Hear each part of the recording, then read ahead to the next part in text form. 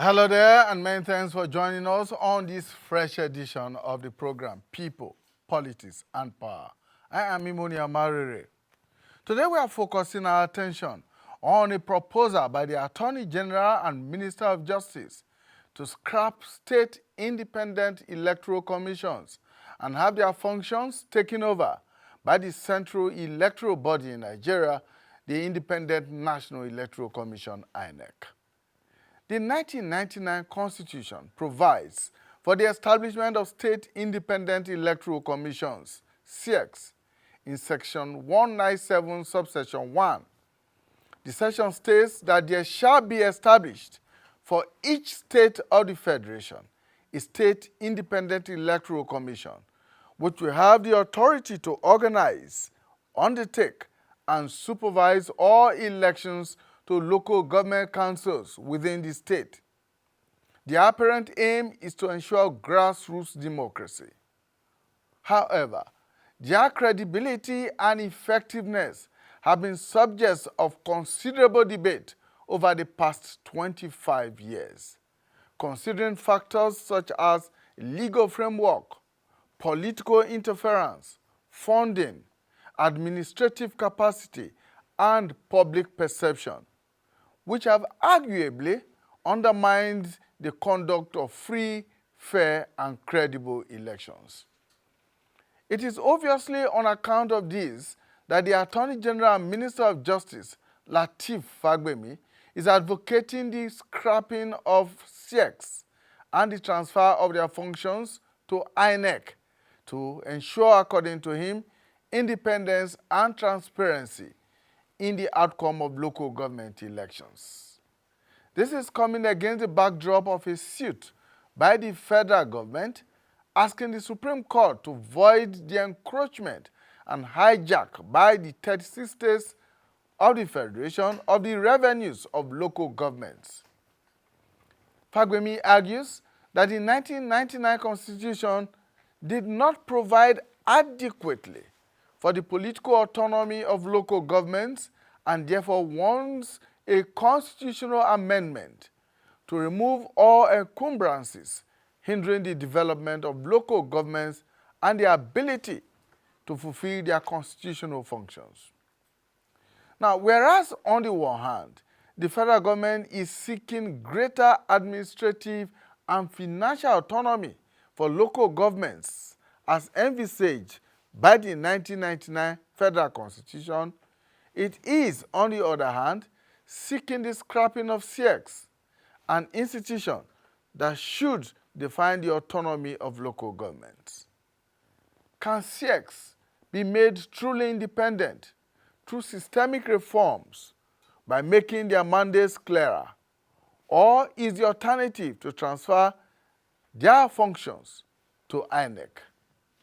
What are the challenges on both ways? These are the issues we will be looking at on the program today, and I'm joined in the studio by Dr. Chima Amadi, a multidisciplinary scholar and chairman, board of directors of Center for Transparency Advocacy. Thank you so much for joining us. Thank you, Comrade, for having me. Also joining us is our good friend, Ezenwa Wagu, Chair of Partners for Electoral Reforms and member, Board of IAGA Africa. Thank you so much. Thank you so very much. Thank you. And welcome back from all your travels. Thank you. All right, let's go on a short break, and when we return, we'll be going first into perhaps what appears to be the issue of the moment, and then we'll be talking about the State Independent Electoral Commissions. Of our dream, the Nigeria we need is the united, indissoluble, and cohesive Nigeria, which guarantees equity, fairness, justice, and prosperity for its citizens. That is our focus on people, politics, and power. It is fresh, insightful, impactful. It's a must-watch. People, politics, and power on AIT. All right, thank you so much for staying with us. Gentlemen, thank you for your time. Well, Nigeria is in a lockdown. Labor unions all over the country have downed tools, and as it were, we are in a situation where nothing appears to be working. Let me harvest your views first and foremost about the current indefinite strike by labor over minimum wage. Well, I think it's the federal government that declared a strike. It declared a strike by its intransigency in negotiating and negotiating with the view for a living wage. So oftentimes what happens is we like to flip the coin and say, oh, labor unions. Labor unions, they have made themselves available for negotiation. These are the things that are on the ground. You just removed subsidy, the cost of living is very high, electricity tariff, insecurity, and all of these issues that have defined our daily existence have been put on the table. So it's for you, the principal now, to say, look, we're going to do this, we're going to do this. And what you are offering is not acceptable.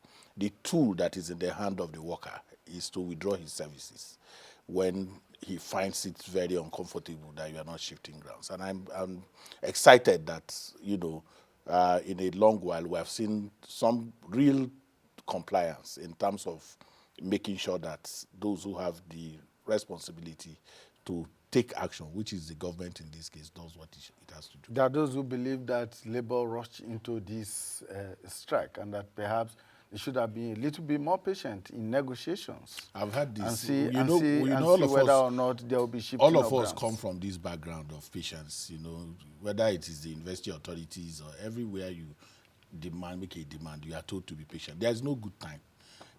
There is no good time to make a demand. There is no good time to respond to a demand. So if you don't want, this to be protracted, you act proactively and decisively. And one way to do that is to bring them back to the negotiating table and bring those who understand negotiation. Because you saw the circus play in the National Assembly just the other day. That's not a negotiation. That's drama. We need to shift from those kind of things and be a little bit more intentional and serious when we are dealing with things that affect the livelihood and health of the country. Doc, the gulf between what labor is demanding and what government is offering is so huge. Can it be bridged? That's the basis of negotiation, isn't it? The basis of negotiation is to find a common ground, and you can only labor will be looking to get the best it can get out of the negotiating table, while the government too will be seeking to get the best deal for themselves, and there in between is a common ground. But however, I simply think that the strike action is coming too late, if you ask me, because on day one, the government made its intention to go full blast liberalization of the economy without even thinking about the consequences. And I thought that the president has been, the labor and in fact Nigerians have been very fair to him. They have been very fair, very patient with him, because in fact the mere pronouncements of an increment, but not even this level, this what I call leap by past administrations, even the Jonathan administration, in fact, that led to the collapse of that administration. And people went to the streets. They didn't even give any notice. Next day, people went to the streets. So the government had the benefit of 1 year to test out its panacea, because virtually everything has been, there's runaway inflation, there has been a hike in the electricity tariffs, there's virtually everything. And then the government is not also, relaxing on the its own revenue drive. The president said the other day that he's trying more and more to, generate a lot of revenue for sharing among the, federating units. But on the other hand, you've also forgotten about those who work for this revenue, the workers. And they have allowed you, the promised panaceas, have not been put in place. So it's coming too late, if you ask me. But whether what labor is asking for is too much, then you ask yourself, what really is a living wage? What really constitutes a living wage in Nigeria when if you look at the exchange rate, for example, as the exchange rates, the gulf in the exchange rate, somebody made a joke yesterday that we are using 2 million naira to pursue 1,000 pounds. That is how bad it is, And then where you also look at the cost of even everything that affects the cost of living, whether it is fuel, whether it is tariff, so what labor is even asking for. Can he really take the worker home? So I understand the issues of lack of the state is not generating enough, but at some point in time, you will have to agree that the Nigerian worker has been patient. Now, very closely related to that is the issue, because this tripartite negotiation has been going on. Federal workers, public service workers, so to say, and the private sector. The private sector, given what is at stake at the moment, given the situation of the economy in Nigeria today, can the private sector actually withstand the kind of increase, minimum salary increase that labor is asking for? Assuming that government is able to, can the private sector survive it? Well, let's just accept your definition of the private sector as what it is, because really the Nigerian private sector is an appendage of the Nigerian public sector, because virtually every business that is surviving in Nigeria is surviving because on government one way or the other, and government policies, and they are also feeling the brunt of the policies of government. Just recently, manufacturing confidence just for the first time in a very long time increased by very few percentage points. So the issue now is, even before now, was the private sector paying the agreed minimum wage. Were they paying it? Now don't forget that for those who enjoy fantastic pays, you are those who are the high echelon of certain private, maybe banks, OICs and all that, but they were not paying it. Even the government itself, the 30,000 increment that the president promised one time, as of 2 months ago, it was not even implemented. They were still struggling to pay that money, So the question is not about whether the willingness to pay or not. We know that some states still don't pay even the 18,000 that we have left, a long time ago. Some states, yes, some states are still not paying 18,000 in 2024. So the question is not, the press is that, first of all, let there be established an acceptable minimum wage, agreeable to labor, agreeable to everyone, and then the question of implementation will decide. And let me tell you something about the issue of private sector and it's about the organized private sector that's talking. There's also the unorganized private sector that is not captured within this level. It is the organized private sector that informal private sector. Yes, that is tied to the apron strings of government. So by extension, the public sector, they are the ones talking about whether they will pay, because they also have some organized, form of activism or labor unions in that sector. So for me, it's neither about the question of can we pay. Can the government pay? I tell you, if government eschews corruption from its activities and some wastages, I don't think that there's anything agreed upon in negotiation that the government cannot foot. Comrade, we run a federal system where the states are largely dependent on allocation from the federation account for running their activities on a monthly basis. You know that every month, commissioners of finance from the states come to Abuja, share from the federation account, and go back. And that is largely the basis on which they run government. Internally generated revenue is, in many states, is non-existent. Now, if and when labor and the federal government agrees, and the organized private sector agree on a minimum wage, how many of these states can actually sustain that? Knowing that some have not been able to pay 30,000 for several years, some have not even able to pay 18,000. Well, I think we excuse the indolence of the subnationals. First is, what is the argument for state creation? The argument for state creation is viability. Before you come for states to be created, you argue that you have the resources to be able to be viable.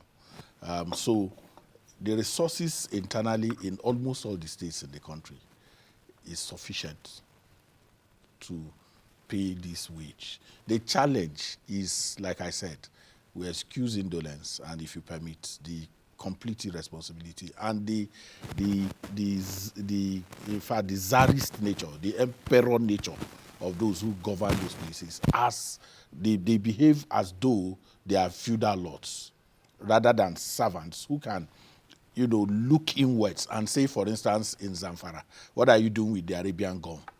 That is something in the international market right now. The whole of that Sokoto Gusau belt, it lies false faiths. The chemical engineers will tell you that. You have not, in Ondo, bitumen, you are not dealing with those things. In Imo, there are things that you can. So the challenge really is because of what Senator Ike called the feeding bottle federalism that we're practicing, where people have just come to, take resources, administer it as if it is their own, things coming from their personal estates. So, but bigger challenge for me is that the kind of activism that we have seen in pressuring the federal government to do what is necessary.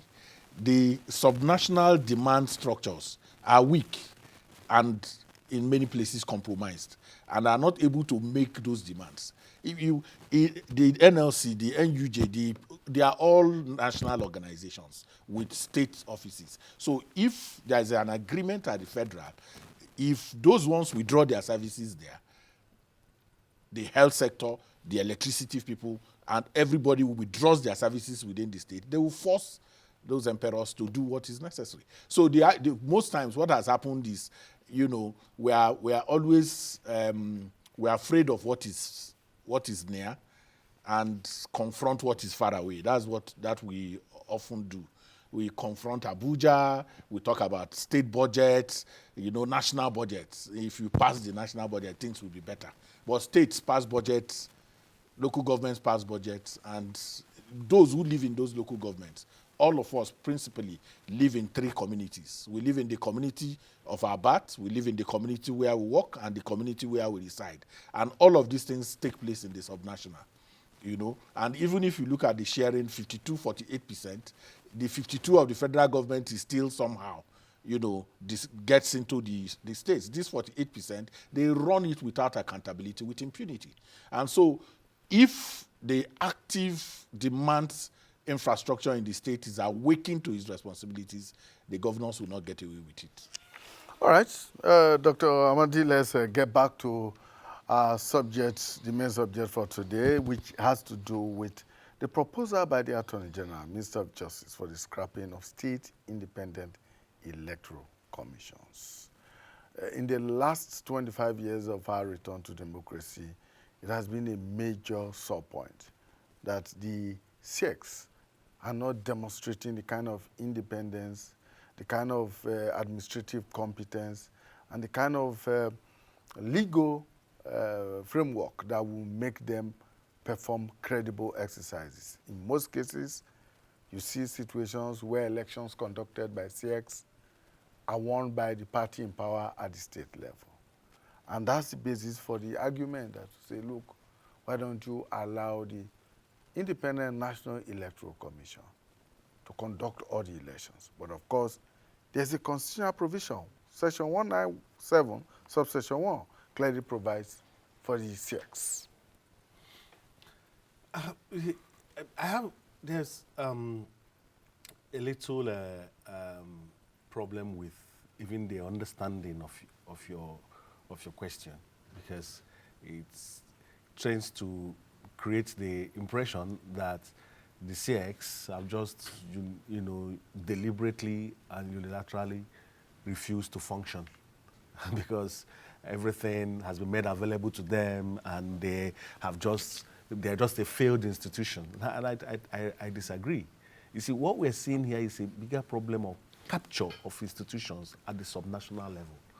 So the Siecs is just a tiny part of that capture, And if you talk about Siecs, then you're not going to talk about local government, because now you talk about the question of local government autonomy. What has not been captured at the subnational level? The judiciary at the subnational level has been captured. There's no magistrate or whatever, state high courts, that can make any political ruling without, first of all, conferring from the governor of the state. The governor of the state decides the kind of judgments ruling the past. And I say this with, every sense of responsibility. Is there any state assembly in Nigeria today that is truly independent and discharges? When was the last time you heard that a particular state assembly is deliberating on the budgets of a state and inviting the governor or the commissioners to come and defend their budgets in that state? When was the last time? In fact, one happened in the Southwest. I think that was Ekiti, where I thought it was former governor Fayose went to the state assembly to, what do you call it, to lay his budget, and after laying the budget, took the gavel and hit it and said that this budget is hereby passed, and everybody clapped and he walked away. So he appropriated the power of the executive and the legislature on same day, on that day, and nothing happened. And that budget was implemented, quote unquote. Why has there been a pushback on state police? But he said that if you also create a state police, it will be captured and it may become a militia army of this same state governor. So your eyes should be on the ball. Show what state governor. Somebody has captured these institutions. The Siecs are now working. What is on paper in our constitution is a fantastic law. In fact, as I speak to you, in India, it's a semblance of that law that is being used to implement the administration of local governments in India and some other places where you have that kind of government. And it's working well because that word, independent, is truly independent. You have men of unquestionable character assign that responsibility from within that subnational level. You have funding of those institutions. You have a situation where parties are allowed to really campaign, produce their candidates.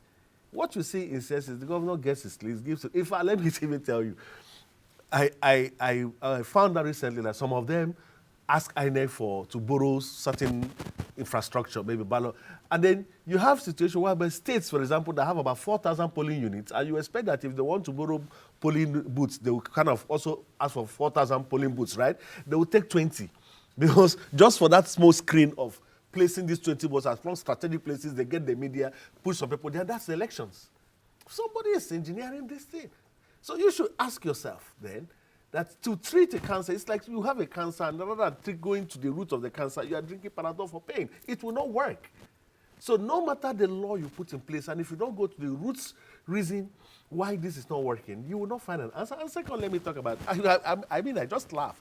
Is it not the same INEC that Nigerians say it's useless, as that is a failed, I mean, the worst elections ever? Why are you not trying to embody it with more elections? So maybe that tells you that perhaps INEC it's not as bad as we think it is, but maybe it's really doing the job as it's supposed to be done. Now, if you now try to transfer this responsibility to INEC, what you're trying to do is to see the seeming, institution that is working, you now want to render it redundant. As I speak to you, comrade, INEC is perpetually in transition. Every other month, there are elections, whether off-season elections, whether by-elections or people that are. In fact, I did a little study. I found out that since 2019 to date, 52 members of different, whether national or state assemblies have died. Out of that 52, about 37 is from the north, with 17 is from between Jigawa and Kano. So virtually every month, INEC is conducting one form of. Now, if you take the responsibility of Siecs and give them, you will throw in, I think about close to 10,000 more constituencies. Not to talk about that at the local government, chairman. It also comes to their councillors. Now, imagine the huge number of elections, and then if at this manageable level we're conducting elections because of the number of deaths, imagine the kind of elections. INEC will be conducting elections virtually every other week. What about the cost implication? Last time people took, offense that INEC spent about 300 and something billion for elections. If you introduce this component into INEC, you have over 1 trillion in INEC budget. Who's going to fund that? Why are we suddenly excusing, like my brother said, indolence? Because a particular a particular subnational is not doing his job. The last time local government elections were conducted by INEC was during the military era. Are we going back to the military era? Is that what we are now doing? When we had the zero party. What was the zero party? So I think that the issue right now is not about the operationality of these things, but to look at the main root cause why these things are not happening, not about the laws. The laws itself are good. You could do it like we are meant, tweak here and there. But if you want to create true independence, you have to look at the main issues of capture of institutions by state governors. Why are the Siecs not working as envisaged by the Constitution and those who created that Section 197, subsection 1 of the Constitution to get Siecs to work and to bring democracy to the grassroots? So it appears you are not satisfied with what Dr. Chima said. But just to, what you're dealing with is impunity. You are just it's just people who think they can do things, break the law. They know they are breaking the law, and they know that nothing will happen. Once you break the law and you think nothing will happen, and like he said, situate this thing properly. There's a sense in which, for whatever reason, I've been thinking around it and traveling around. I see people are more enamored about what is far away. The discussion has to be about Abuja. If you board a taxi in any of the cities that you know, and you listening into radio, all the conversations is about what is happening in Abuja. The criticisms are about what is happening in Abuja.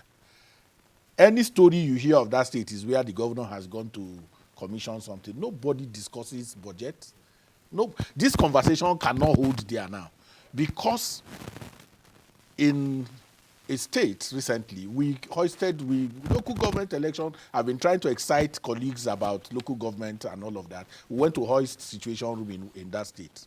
And then election finished, the chairman of the SEC invited people to his office and said, this party has won all the seats. If you want the result, come to my office.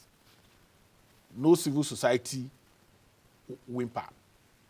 There was no statement by both federal and state condemning the fact that you don't even know what the result is. The man just announced that the party took everything.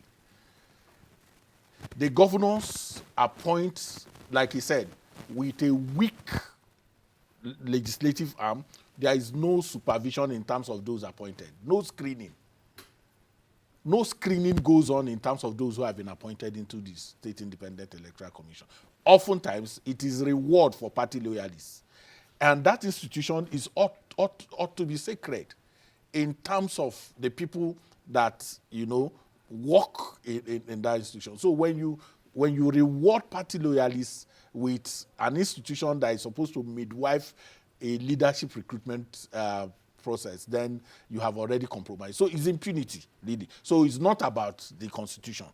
And it is not because those who have responsibility to change things are ignorant, but it is about benefit. The man in the legislature is thinking he can be governor. The one in the House of Assembly wants to be governor, so he wants to control. So even to do the things that can make a level playing ground, that can give everybody, we are all compromising it. Because the way we run Nigeria is that when you finish as governor, you come to Senate. When the senator finishes, he becomes governor. So it's always about territorialism. It's always about safeguarding an infrastructure of dubious chronism, if you like. So for me, therefore, is to say that what we need to do is to invest. There is not a lot of investment in ensuring that the State Independent Electoral Commissions work effectively. How do I mean? We used to have an INEC that used to conduct election. As we are going to vote, the result of where you're voting will be announced. That's where we came from. We had an INEC that had temporary voters card. We had an INEC that did not infuse technology. All of us, including you and me, invested energy in calling attention to changes that has happened. Donors put resources. The civil society were activated to get the needle shifted in that area. How much of that are we doing with the local government? who is with State Independent Electoral Commissions. Where is the resources coming from? The funding, INEC provides almost everything they use to conduct election. They have an MOU, they have a memorandum they entered with INEC to supply them, what do you call it, polling booths and other little things that they use. The people, there's no funding for them. The governors fund them only when they want to have election. Immediately after that, you're on your own.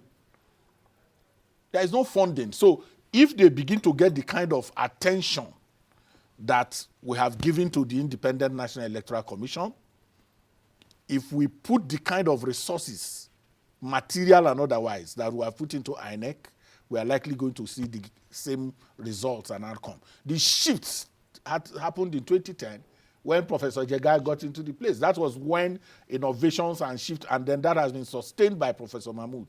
And then competitive elections, because that is what is lacking. That is all the cry is about.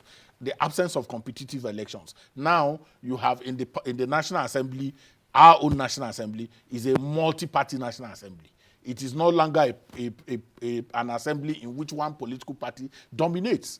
In the states, you have different parties in the state assemblies controlled by an election that is competitive.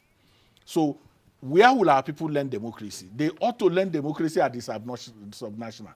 So oftentimes, even the confusion is that when State Independent Electoral Commissions are conducting elections, the people still think it is INEC, because the differentiation is not very clear to a lot of people. In fact, some people have heard the story about a senator, a local government election was going on in the state, and he's calling INEC to say the materials have not come.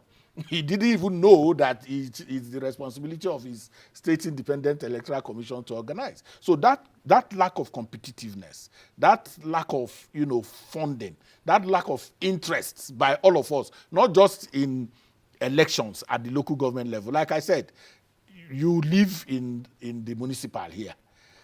I live in another local government.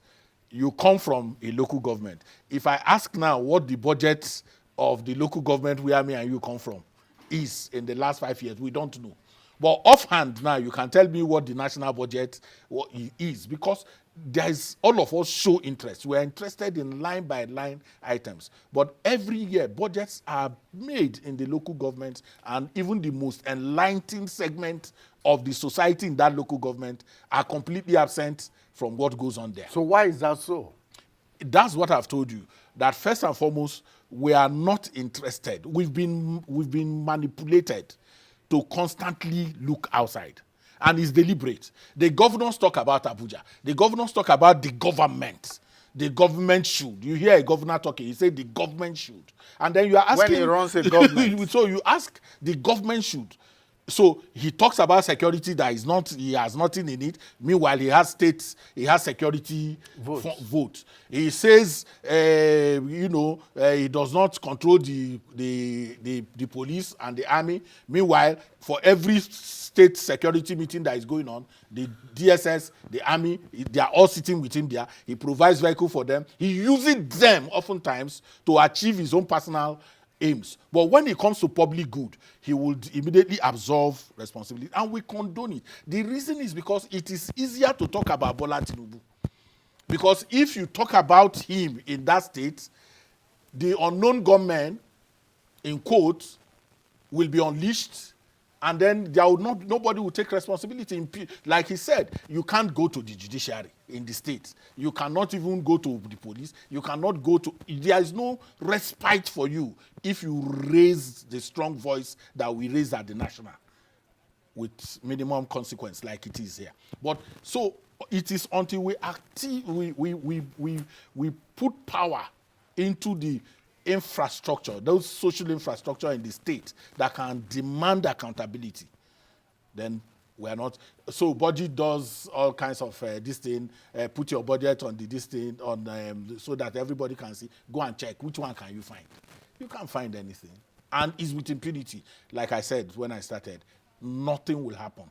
No consequences. And once people know there is no consequence, they can go haywire. So beyond the political influence on the State Independent Electoral Commission is also the issue that you have talked about, capacity at that level.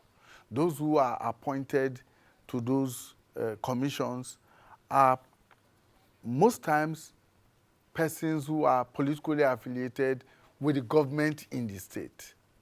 But the question then is, how and how do we get out of that situation? A situation where you have very low capacity in terms of organizational capacity of these Siecs, having to depend most times on the central electoral body to provide everything they need. And these are Siecs that have been in existence for at least 24, 25 years. Again, how do we grow their capacity? It's not a question of capacity.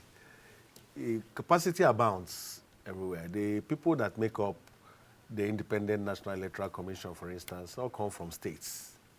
You know, some of them, they all come from states. Some of them have even served as members of Siecs, and they are here. So, what is going well here that is not going well there? The question again is at the bottom of people that have deliberately made sure that these institutions do not work, and over time, they have done it in such a way that people have lost interest. So nobody cares about what happens at the local government election. When was the last time there was competition or participation of all political parties, or most political parties, in local government elections? Because they don't participate anymore. They just withdraw. They withdraw. The They walk away because walk away. they know it's a rubber stamp. Why are you giving them? It's a rubber stamp. When was the last time, somebody participated, took the matter, because there's no provision for election tribunals. When was the last time a party generally took the matter to a tribunal? Because they know that apart from the election being a sham, that the tribunal that's going to be set up has been captured too. It's in the pocket, so nobody cares. And so, sometimes too, let me even take it a bit further. Even the governors that have control of the Siecs, that have refused to fund the Siecs or to make sure empower the Siecs to work optimally, don't even conduct the elections. They are even afraid of their own shadow of that election itself. Because you know why? The moment you conduct an election, no matter how bad, even if you pick 12 of your rubber stamps and say you have done an election, automatically that local government enjoys an autonomy of an elected official and body. So you can no longer do whatever you want to do with its budget. You will have to talk to whoever. So what they do, they appoint what they call sole administrators. I think there's one, the caretaker committee. In fact, they don't even like the caretaker committee anymore. You know why they don't like the caretaker committee? Because caretaker, you will have, to bring different persons.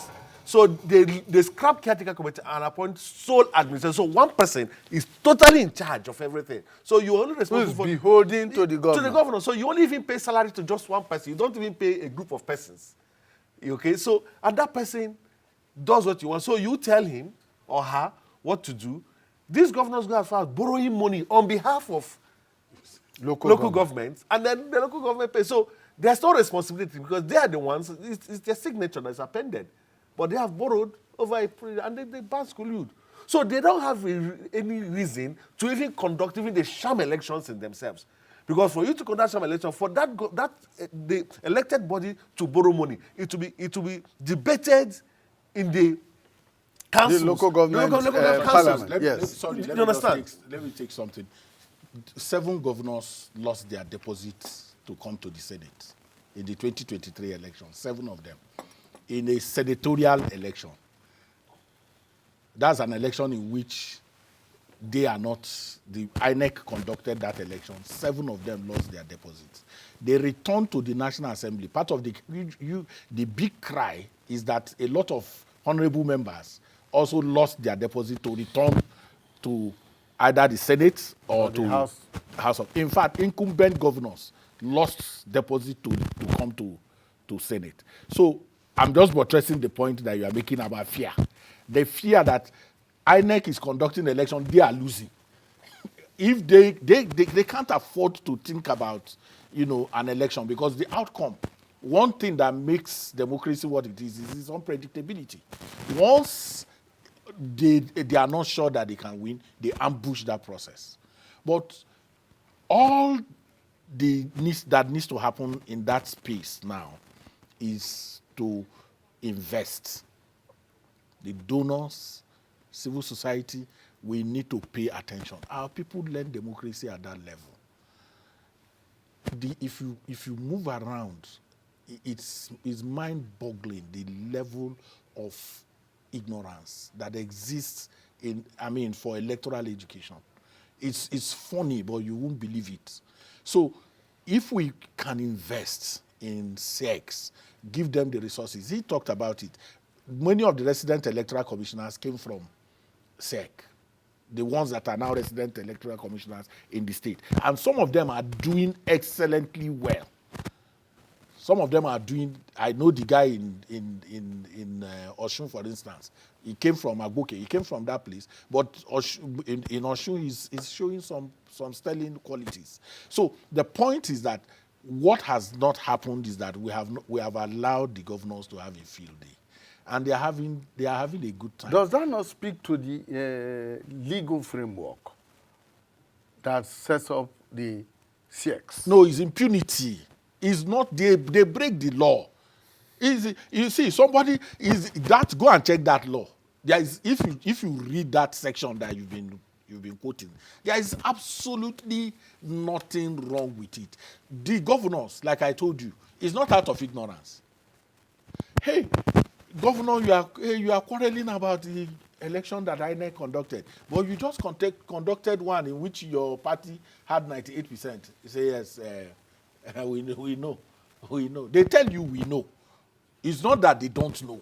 So supposing that power to constitute the membership of Siecs is taken away from No. See, that's the point. The point is there are things that if you are practicing a federal system that is permissible within that framework, and that things that are not permissible.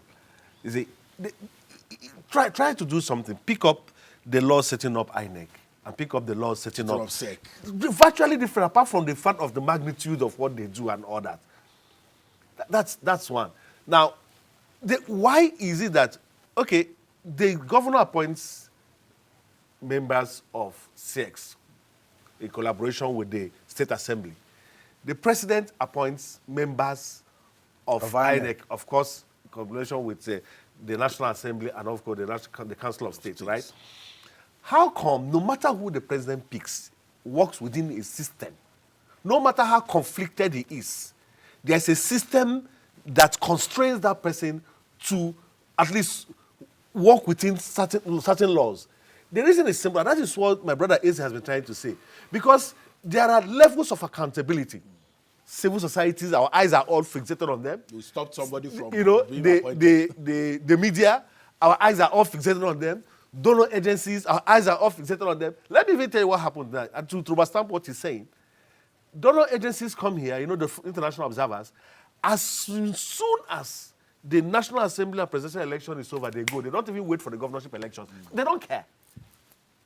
It doesn't matter. So who leads that fight to take Siecs, into account? Now, the citizens themselves have lost interest. Now, so the point to start is, first of all, and if there's going to be any fundamental tweaking or amendment of the law, it is to strip away the power of the state assemblies to unilaterally dissolve elected local governments. Absolutely. So once you strip that power, now it's now incumbent on parties to field members for election. And again, you could now extend the level at which state tribunals could go. So it doesn't no longer stop at perhaps at the state level. It could go up to Court of Appeal, where people can genuinely present their cases that, look, there's been an infringement on the electoral law of the states, and then get upturned. And then when it's upturned and you come, the governor does not have the power. But again, what you see again, like my brother was talking about state assemblies that are populated by different parties. Go back to those states after 1 year. They have all decamped to the ruling party. Because the governors have pocketed them. You see, you Yeah, understand? whether me? they come to That- all be compromised, even while they are...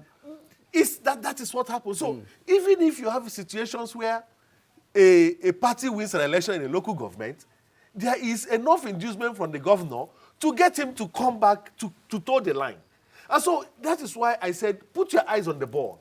There are a set of individuals in Nigeria that have made sure, that have decided that for them to survive, that no institution that at the subnational level will work. Will function. Let me ask you what, there's something that my brother here raised.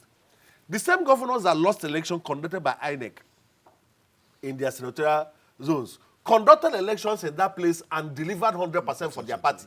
So the individuals that voted changed or what? What happened? So that's to tell you that it's a matter of the level of impunity at that level, and that if you want to deal with it, you deal with it collectively. No matter the laws you make, they will always find a way. There was a time they talked about independent of funding and all that. What did they do? They went to what they call the joint account. Local government joint account. Yes. Go and see what is going on. Go and see what is going on at that level. So for me, therefore, I think that, yes, one is for us to all get interested and put pressure at that level, but also to begin to take to task the governors. And then maybe if there's going to be a strengthening of any laws, it is to make it easier for political parties to be incentivized to want to contest. Is it not when they contest elections that you will not talk about competition or even availability of window to, question that process? So these are the things to do, but until governors or until one person decides to make himself the sacrificial lamb and to say, I want to do things the right way, and maybe in that state it starts working, perhaps other people will toe the line. Very unlikely. But there is a side that we have not covered, the collusion of the parties themselves. Because those of us who are in the election observation exercise, you see collusion where parties, agents agree. Now, if you go to any state function, you will see chairmen of political parties struggling to be invited to state functions. There are states where they even have subvention. There are states where opposition political parties are given subvention by the governor. So sometimes when you do hear withdrawal, it is just to make the guy at the national feel that it is that, look, I've been paying you all this while. So I want this thing. Why are you? Let us have it. So that's what play. So the place of collusion by the parties themselves is also part of the challenge that you have, that you are not dealing with. Because the appropriation, the capture that he talked about is inelastic. If you go to, if you have NMA national, NMA state, the activism you see at the national, you don't see it at the state. If you see NUJ national, you don't see NUJ at the state. Everybody, because of cronyism and patronage, have completely abandoned their own responsibilities for public good and surrendered it completely to this individual who now makes. That's why we say he's an emperor. You can't be an emperor if you don't have slaves. Okay, it is the slave mentality that empowers the emperor. If people see themselves as citizens and understand the quality of that citizenship, no matter where they are, they would. So the excuse, there is somebody, I think it was Olamoboro at some point. The guy got his money and said he doesn't want any sharing. He took the governor to court. He went to the court and said, look, I want my money, including the one that he did not that the governor appointed. The guy got there and said, you appointed me, so what? But so, that's the one that knows how much is supposed to come to him. No, that's what I'm telling you. They all do know. It is this subservience to, feudalism, this neo-feudalism, if you like to call it that, that has captured. People are not feeling the power of their citizenship. They see more themselves as subjects. And that's the problem generally. People see themselves as subjects rather than citizens. And so even in language, you see people say, your subject. His Excellency, your subjects have... People still say those things. So that sense of citizenship and the power and the quality of it has not been, clearly instilled in both organizations, groups that should understand their power. In states where the NUJ is not in collusion, you will see that if you go to that place, the NUJ center is like because there is no activity. They would have press week, the governor will not come. He wouldn't go there because that guy is independent. But we now we have given them that power to control us through a subservient relationship that needs to be broken in spite of everything that he has talked about, which is institutional. But there is that sociological, connection that we need to break. And until we break it, even when we make the good laws, the people themselves will not be able to. The federal government, for instance, is in court now at the Supreme Court trying to get the court to decide or any which way on the influence of the states in the resources, the funds that go to the local government. Is that likely to make any meaningful impact in the autonomy and independence of the local government? Let me give you an anecdote so that I can, on this question. Because of my research, I came across an instance where this first local government chairman was elected, one of those elections. And then a member of the state assembly writes to some local government to say, I'm looking into your activities, let me look at, the committee is trying to look at how far you have gone. That night by 2 a.m., he got a call from the governor of the state, asking him what he's doing, probing local government, that he has not been told by the same elected local government. They called him to tell him that call this man to order. He's asking us questions. And then the man said, what is going on here? These people were elected. No matter what happens at the Supreme Court, and individuals who are going to populate that place. These are going to be individuals that have not realized the power of the mandate they were given.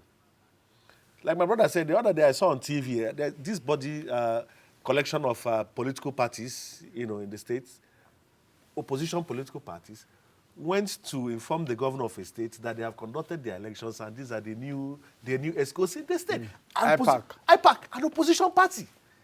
So the rot is at all levels, and it also speaks to the level of poverty within, because when poverty has been weaponized in a society, so what you see is that even institutions you hold there, even institutions that on their own stand as as the last lever between sanity and insanity, become compromised. And so what you see here is the governors realize that the one who has the pockets to make patronage has that emperor-like image in the state. So if you go and you get a ruling in the Supreme Court, and the Supreme Court is clear-cut, you will still see a compromise of this situation. Reason, because the people that are responsible for this have decided that for them to survive, there's a need for the capture of state institutions within the subnational level. And until we collectively challenge that, by getting more interested, I think that at the national level, that INEC has been over, there's too much oversight on INEC, that it's getting to the point where, to the level of incredulity, that as I speak to you now, there's an attempt to tweak even the electoral acts that is tweaked. So who is now talking about tweaking the Siecs and all that? So we should now begin to focus attention, whether as activists, whether as civil society organizations, as journalists, even as donor agencies. Attention should now focus at that subnational level.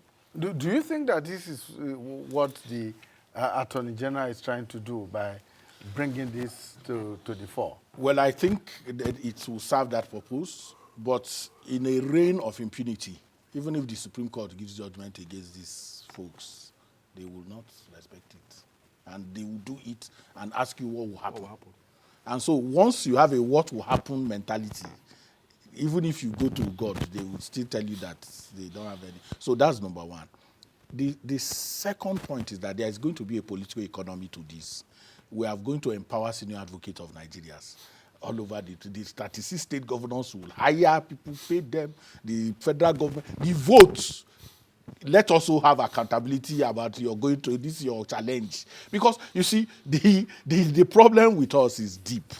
The budget that we went to Supreme Court is enough to empower Siecs. Is enough to make the Siecs work, because you are going to be spending over 200 million, 300 million to hire a senior advocate of Nigeria to come to Supreme Court. And the more you can have them, they can pack 20, 30. The governor will have like 5 or 6. So if you do the arithmetic of it, you will see that if we pack all that money, there is no need to go to Supreme Court. We should just use it to empower Siecs and get them better, fund them. And this on a more serious note, because you see, we create levers of corruption by wanting to do good, that we know will come to nothing. Because if the governor does not implement what the Supreme Court said, what will you do to him? He has immunity. Section 308 guarantees him that you can't do anything to him until he finishes. So the guy already knows that he can do whatever he likes, at least that he's guaranteed a period of time, that when he finishes, he will join your party.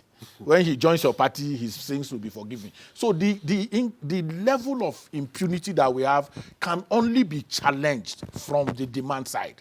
An effective, strong demand side, which he talked about, civil society that is not created in the image of the political parties, the media that is also not created in the image of the politicians and their candidates, coming together with the support of donors can change the level of, because if it is the law in the way you see it, these guys have sworn to impunity. And what do we do in a situation where you say donors do not appear to be interested at the state level? It's about visibility. Talk much less of the local government level. They like visibility.